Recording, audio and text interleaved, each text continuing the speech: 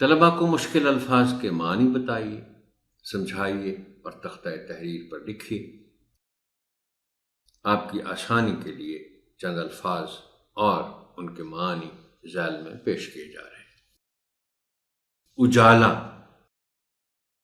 روشنی۔ اب دیکھیے محترم ٹیچر، میں بہت دفعہ اس بات کا ذکر کر چکا ہوں کہ کوئی لفظ اور اس کے معنی دونوں ایک دوسرے کے مترادفات نہیں ہو سکتے۔ اب جہاں تک معنی کا تعلق ہے تو اجالا لفظ کے معنی روشنی غلط نہیں ہے، لیکن اگر الگ الگ ان کے معنی پر غور کیا جائے تو روشنی اور چیز ہے، اجالا اور چیز ہے۔ اجالا اصل میں وہ وقت ہے، جیسے میں نے پہلے ذکر کیا کہ جب پو پھٹتی ہے، صبح سویرے کا جو وقت ہوتا ہے، تو ایک خاص وقت تک تو ایسے لگتا ہے جیسے ہر طرف اندھیرا ہے، لیکن پھر جب پو پھٹتی ہے تو حالانکہ سورج ابھی طلوع ہونے کے قریب بھی نہیں ہوتا، کچھ وقت ایسا پھر گزرتا ہے جس میں روشنی تو نہیں ہوتی سورج کی، کیونکہ سورج ابھی تک طلوع نہیں ہوا ہوتا، مگر نظر آنا شروع ہو جاتی ہیں چیزیں بہتر طور پر۔ وہ وقت ہے جس کو اجالا کہا جاتا ہے۔ زمانہ، اب اس نظم میں جو لفظ استعمال ہوا ہے زمانہ، اس کا مطلب ہے ہر جگہ۔ ویسے زمانہ کے کئی معنی ہیں۔ زمانہ کسی دور کو بھی کہتے ہیں، وقت کو کہتے ہیں، دنیا کو کہتے ہیں، لیکن یہاں اس نظم میں جیسے یہ استعمال ہوا ہے تو اس کے معنی ہیں ہر جگہ۔ بہار، تر و تازگی، رونق۔ ویسے تو بہار موسم کا نام ہے، لیکن وہ موسم بہار ہے۔ یہاں اس کے دوسرے معنی ہیں، یعنی جیسے ہم کہتے ہیں پربہار، بہار تر و تازگی اور رونق کے معنی میں استعمال ہوا ہے۔ اذاں، مرغ کا بولنا، بانگ، جس کو بانگ بھی کہتے ہیں، اور یہ بانگ پنجابی کا بھی لفظ ہے اور اردو کا بھی ہے، دونوں زبانوں میں استعمال ہوتا ہے۔ اور یہ معلوم نہیں کہ اس کا پس منظر کیا ہے، مگر اس کو اذان بھی کہتے ہیں۔ مرغ نے اذان دی، مرغ نے بانگ دی، حالانکہ وہ اذان تو نہیں۔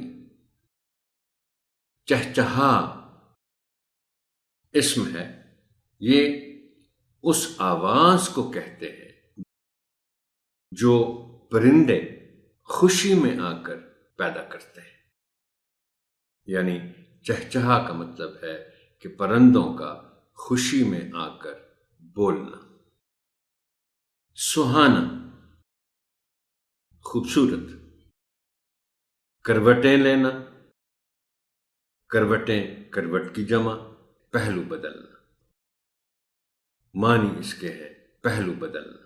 بچوں کو جب آپ کروٹیں لینا کا مطلب بتائیں گے تو پھر انہیں باقاعدہ یہ بتا کر سمجھائیں گے کہ جب ان کی نیند پوری ہو جاتی ہے تو پھر اٹھنے کو بھی دل نہیں چاہ رہا ہوتا، تو وہ پھر سائیڈ بدلتے ہیں، کبھی رائٹ سائیڈ پہ ہو گئے، کبھی لیفٹ سائیڈ پہ ہو گئے، تو اس کو کہتے ہیں کروٹیں لینا، پہلو بدلنا۔